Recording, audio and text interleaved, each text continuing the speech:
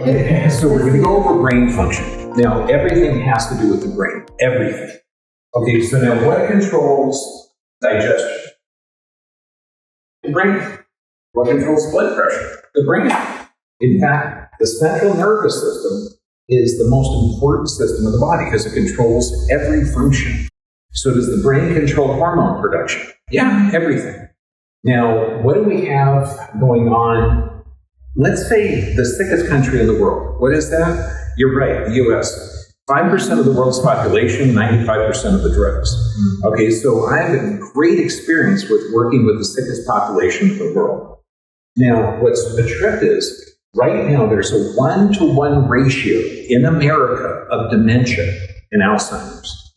That means that they are guaranteed to get it. Now, the average person over 60 is taking 12 prescriptions. I'm 64, so I take none. So that means somebody is making up for my deficit. The worst I've ever seen is 32 prescriptions, but it's not just medication. So we have to look at the brain. The brain gets its nutrients, not just from food, but from movement. So now, this brain needs healthy fats and healthy proteins. Collagen is one of the most important, but also healthy fats. Now, if you have toxic fats, like corn oil, canola oil, soy, seed oils, GMO oils, okay, these are poisonous. Not only does it damage the arteries, and we're going to go over what arteries are, because has anyone in here heard of cholesterol? Okay, cholesterol.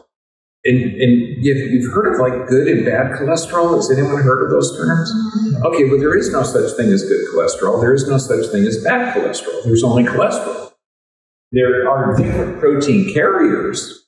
One of them is a lower density lipoprotein. Okay, lipo means fat, protein means carrier, because you can't just put fat in water and cholesterol is fat, or a fat structure.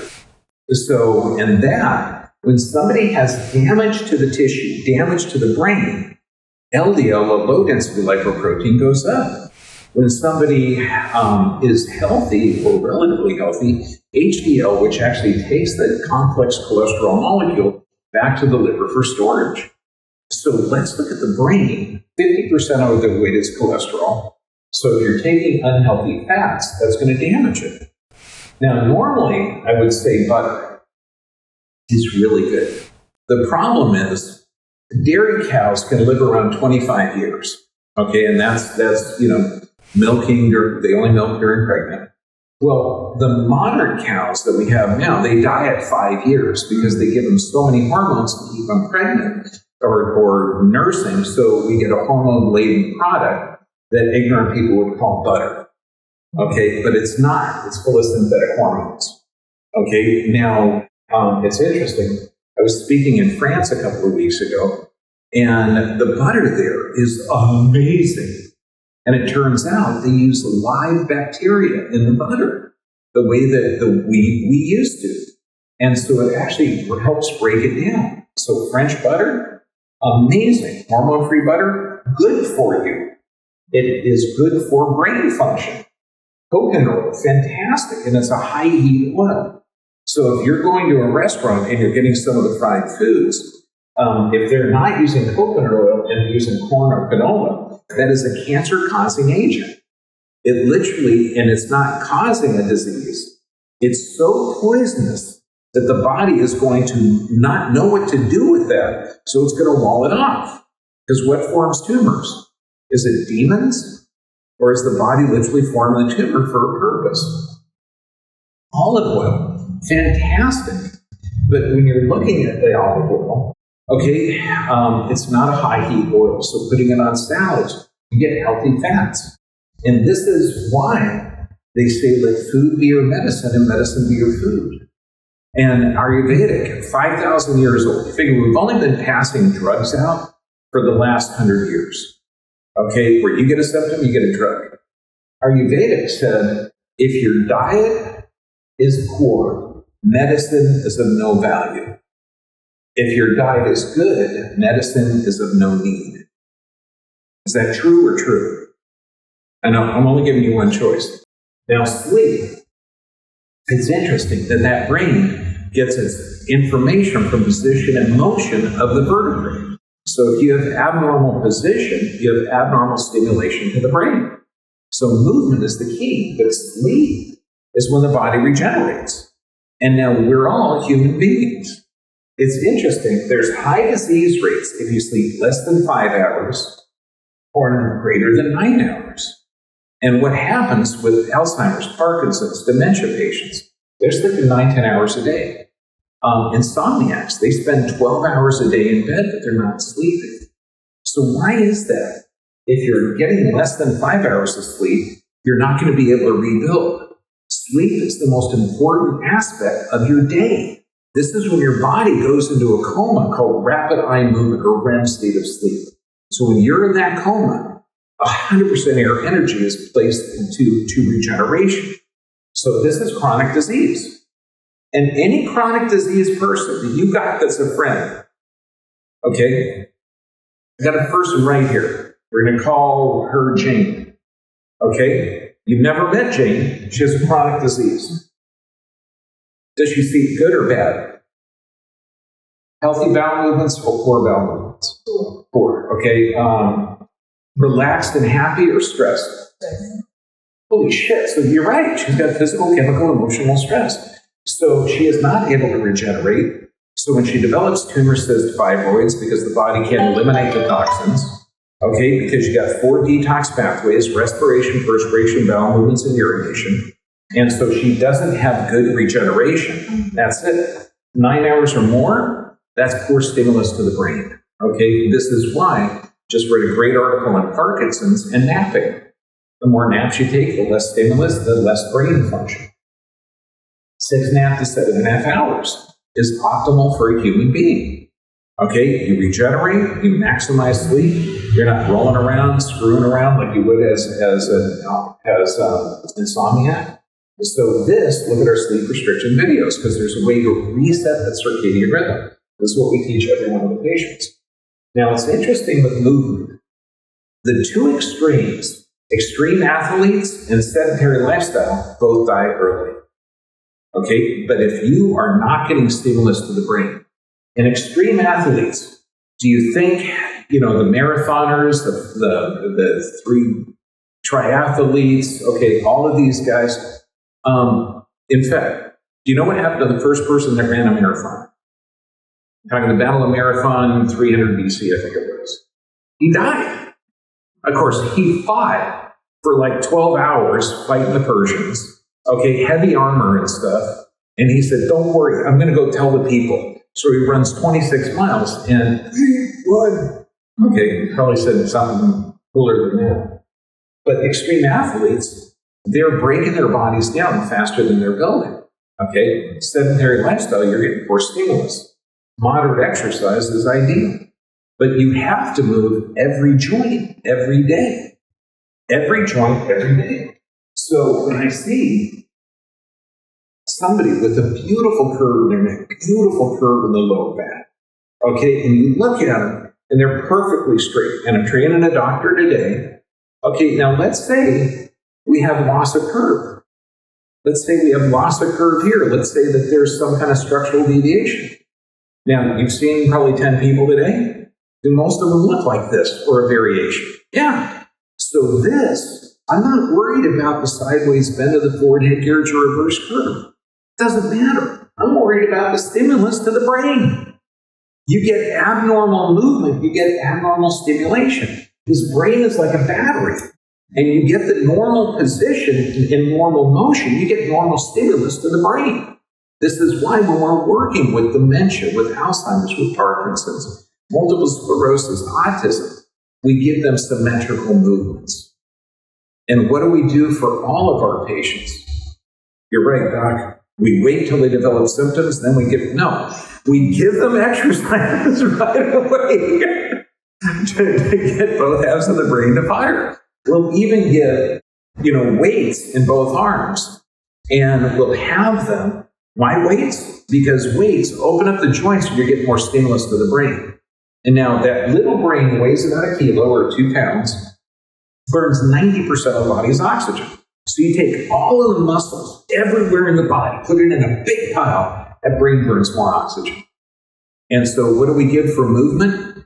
We give 1 kilo per hand or 2, which is hard. Okay. And you breathe like this. And that's going to hyperoxygenate the brain. But if you're doing that, you're getting symmetrical stimulus. So you're getting both arms coming up to the same height. If you use weights, you're opening up those joints, so you're even getting more stimulus. This is why nearly 100% of the people that we get as patients, we get them on this leg swing, and they're not able to swing their legs. Okay? Not even. They got to concentrate. But after a week or so, they're able to swing the legs. I mean, this 10-year-old kid, he's now 12, but when he started with me, he had attention deficit disorder, bowel disorders, on the borderline of the autistic spectrum, whatever that is. Okay? And, he was a toe walker, so he was walking like this. Okay? So he couldn't do that leg swinging. Within a month, I walked by him. And not only was it because you got to really focus to get your legs to move correctly, this guy was reading a book, doing it perfectly, not paying attention at all. It was so cool. And not that he developed a skill. That means his brain was working better. So movement is the key. Then bowel movements. We're talking the gut-brain connection. Okay? Normal human beings have 2 to 3 healthy bowel movements a day. Even if you're fasting, okay, 2 bowel movements a day is normal. And because that's where you're processing the nutrients. When you're in a stress state or fight or flight state, and there's only 3 stressors. No, it's not husbands. Your husband's great. Physical, chemical, and emotional stress. We got to address all 3 of those, and then your body is in a balanced state. But when you're in a sympathetic, parasympathetic, we've got the fight or flight or rest and digest. We need a balance of those systems. So if you're in a chronic state of stress, you're 1 bowel movement a day if you're lucky. And this is called the gut brain or the entire brain.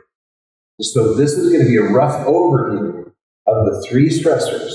We know movement is vital. We know elimination is vital. We know all medications, because we are in a crazy world where doctors are prescribing toxic chemicals that have a myriad of effects to quiet alarms. And I was talking to a doctor this morning. I said, okay, now everybody's supposed to have the right blood pressure. And he said yes. And I said, okay, does it make sense that the 400-pound or 200-kilo cigar store owner should have the same blood pressure as a 12-year-old girl? And he said, no. That's right. Common sense is missing. But most doctors are hamstrung by hospitals. They have the golden handcuffs. They can't function independently. They have to follow standards of care, and they have to follow protocols of the hospital. So rethink that. Find a doctor, because the doctors work for you. Okay, and if you're taking prescriptions, find out what physical, chemical, or emotional stress you're under that's facilitating the need that your doctor thinks is this. You address those 3, then you will be able to eliminate these. And then, when you remember what Mom said? Mom said, you are what you eat. So if you eat genetically modified top ramen, okay, you're going to have cancers and brain damage. Okay, if you're eating healthy stuff, it's not that hard. 10,000 generations preceded you. So your diet's going to be like your great-grandma. Okay, what was her diet like? You're right, organic, free range. None of the animals had hormones, and she probably walked to the market. I know, your great-great-grandma. Okay, any questions? About the brain health, EMFs, does it... Electromagnetic fields, yeah. Electromagnetic frequencies, EMF radiation, does it negatively affect you? I'm just finding nowadays we hear a lot more people getting Alzheimer's, so I was wondering if it's also not only this, but also EMF. Well, I mean, when you look at the dead birds around the 5G towers, okay, and that they can't have 5G towers close to airports, and that now they're talking about no 5G next to schools. Yeah, your body is an electrical and chemical being. So if you expose it to electromagnetic radiation, which we're supposed to get from the sun all the time, like we're inside and there's radiation coming through the building that I need to survive because I'm from this planet. Now, if you alter that, and this is why people who are in a stress state, they have low stomach acid, they're absorbing less minerals, they can feel if a cell phone's on or not. Okay, they have massive, so electromagnetic fields will negatively affect you all the time, okay, if they're artificial.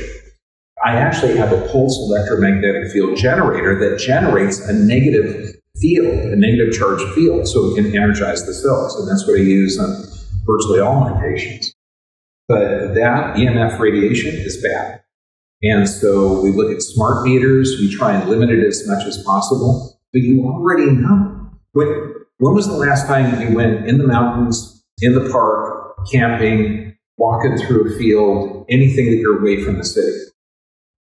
What did it feel like? It felt different. I mean, when I go to the farm, oh my God, you get out there, you can breathe. You know, the air is there. It's like quiets your whole system down. So yeah, it's not good. That's why if you have a cell phone, anybody have a cell phone here? Because mine's over on my desk over there 15 feet away. I can't carry it with me. I can't have it close to me. When you see girls putting a cell phone in their bra strap, that's the most sensitive area around. In Europe, they have a lot of studies that show the different radiation capabilities from that. If you're wearing a smartwatch to measure your sleep patterns, those things vibrate between 5 and 8 hertz, which is similar to brain function, and that damages your sleep long term. So you do not wear a smartwatch. You do not have a cell phone close to you. It's at least more than a meter away from your head. Okay, then you're reducing it as much as possible. Does that make sense? It's very hard to do. It's hard to do, but that's why we're not living to our potential. I mean, you know people 60, 70, 80, 90 years old, 30, 40, 50 years old, okay, that are healthy and strong. They've got good skin tone. They've got good energy, okay, good brain function. And you know people 30, 40, 50, 60, 70, 80, 90 years old that are sick. They can't function. They can't go upstairs. They're broken down. Okay, they're taking a whole bunch of drugs for adaptive responses. Okay, what's the difference? One person is building healthy cells. The other person is not building healthy cells. So a person's that sick. Do they eat good or poor? And I'm talking everything from poor study methods like attention deficit disorder, which ADD, ADHD is impulse control, that's features of the frontal lobe. Anxiety, stress, depression of the frontal lobe, and we're going to go over the different parts. Do they eat good or poor? Poor. Are they taking a lot of medications? More than likely. Do they sleep good or bad? Not 100% universal. Oh no, they sleep fine. They're sleeping 12 hours a day. Okay. Do they move good? Well, no. When you watch them, they walk different, or they're going to walk side to side. Okay, because they don't have balance. What's their bowel function? Okay, one bowel movement a day if they're lucky. Does that make sense?